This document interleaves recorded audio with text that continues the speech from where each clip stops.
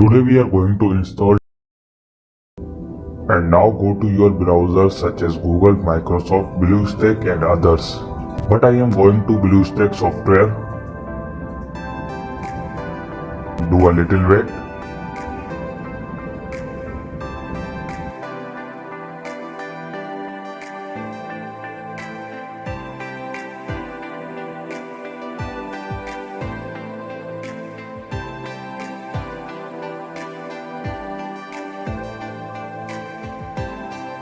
Go to the Play Store.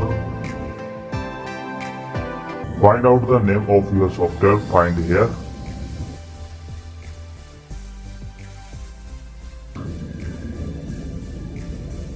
Simply go to click install button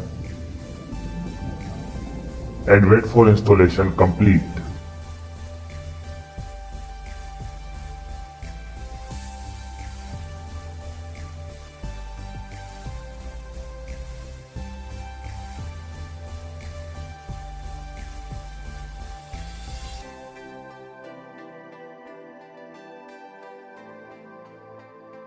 Now click open this file.